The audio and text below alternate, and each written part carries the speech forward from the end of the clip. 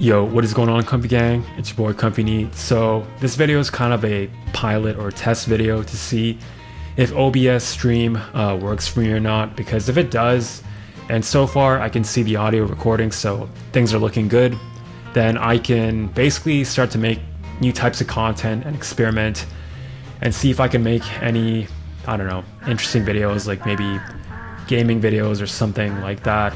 I'm not too tech literate, but hopefully I can figure this out. So anyways, oh yeah, and before I start, just gonna make a brief public service announcement, and that is that I'm not sure, but a few people have said things like they're not sure where their comment has went, or have typed comments sometimes, but then oftentimes the comment I couldn't actually see it on the video or respond to it in YouTube Studio or in the actual video itself. So I'm not really sure what's going on with that. Obviously comments can be deleted by the person, but I don't know, it seems like YouTube might be messing with my videos or with the comments. Rarely have I ever deleted a comment except for those which are particularly toxic, but yeah, for the most part I've just left them as is.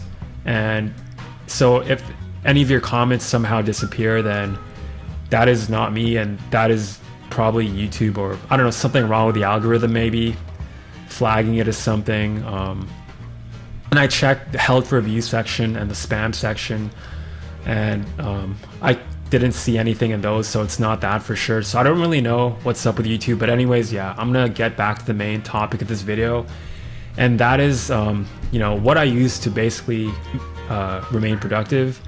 And I'm going to be talking about these two pieces of software that you can see on the screen. The first is called Cold Turkey Blocker, and the second is called Cold Turkey Micromanager.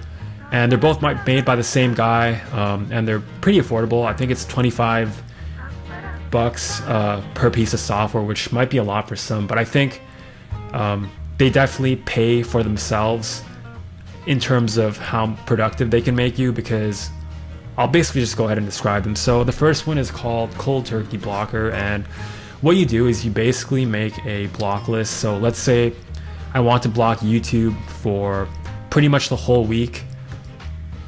So here in the list for the block, I put YouTube, except I want to leave YouTube Studio unblocked and all the other things that I use to edit my channel, but just block the watching portion of it.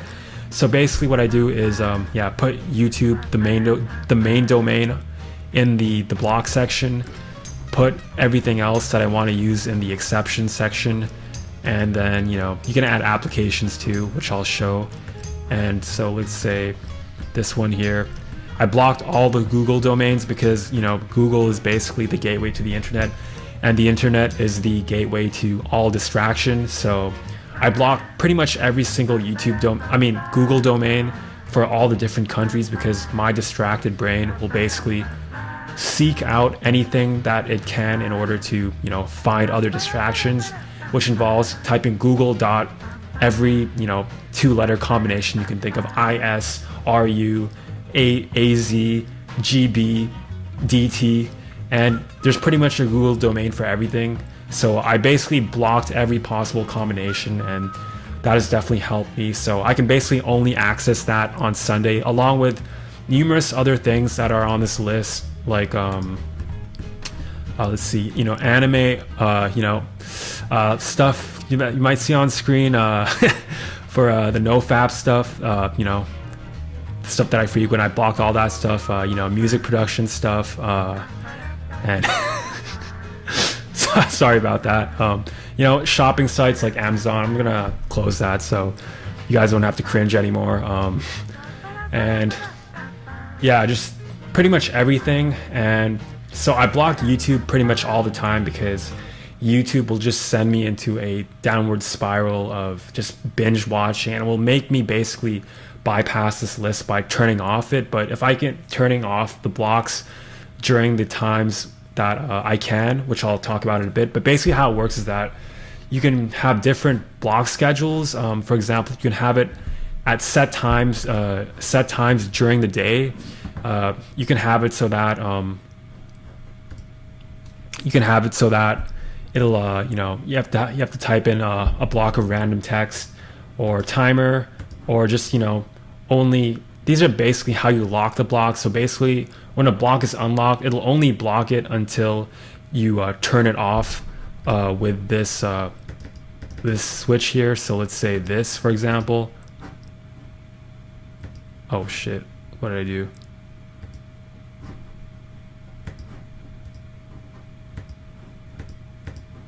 Okay, so basically, for example, for this one, it's a scheduled block, which is locked during the schedule. So it'll only block the anime stuff and the Netflix and different like games, apps, and stuff like that from Monday to Saturday, 12 a.m. to 12 a.m. to 12 a.m. the whole day basically. And yeah, so basically it'll lock right now. So let's say YouTube is blocked right now, so I basically can't unlock this until the schedule hits this little 10-minute window here, which I set, because if I lock this part, then basically I can't uninstall the app and I can't undo this block anymore, at least to my knowledge, without I don't know, consulting the person who made the app. And even I don't know if there's a way to remove it then, because basically how this is designed is that once the block starts, it's basically impossible to shut off the app and remove it. So let's say I try and quit it, then it'll automatically, let's see, it's kind of, oh, there it is. So you see now it quit for a few seconds, but it immediately popped back up. And basically, even if you quit it, it'll still have everything that was already blocked, and there's basically no way to cancel it. You can use Task Manager, force quit it, go to Activity Monitor or System, whatever system manager thing that you use to turn apps off, and it'll still turn back on. And there's basically no way to uninstall it apart from using the uninstall function, which is when basically there are no blocks active. But because there's two blocks active, I basically can't uninstall it, meaning that I'm basically stuck with this schedule. Obviously I can bypass it on the days that it is blocked, but because I have enough self-control, I don't do that. But unless there's special exceptions, like I might today, because I haven't been on Discord and I did promise to do that. So, but there's also you can also set a password if you don't even have the self-control for that. You just have to ask someone who you can trust with the password, and they can set it for you. And basically, once the password is set, you can pretty much only edit this stuff after you enter the password in. So if you really need help, maybe ask help from someone who you trust, like a guardian, if you're on good terms with them, or someone like that. But anyways, yeah, that's the first thing that I use. The second thing is called Cold Turkey Micromanager, and this is when I really want to hyper focus on something. Like, let's say I want to make music for 8 hours and do nothing else, but I want to shut off all parts of the internet and every single app on my computer except for let's say the music app, Logic Pro, and some other things. Then what you can do is use this, set it to block other things, because obviously it'll always block it. It'll either minimize it automatically or exit the application completely. And I choose exit because with things like iTunes, for example, you can have it run in the background if it's just minimized, but by exiting it, then you can't do stuff like play music in the background, which, because I have no self-control at all, that I could become distracted off just that alone. So what I do is that I turn this on. Then this is where you choose which apps you want to basically whitelist. So I have Logic Pro, Splice, and Delay Time Calculator.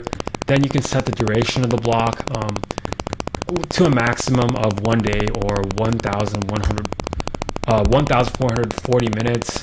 You can try setting it longer, but if you do, it will always default back to this time. So this is the longest you can possibly block. Either set a timer or whenever you restart your computer, but because I have no self-control, I'll probably end up restarting the computer. So because of that, I choose to use a timer.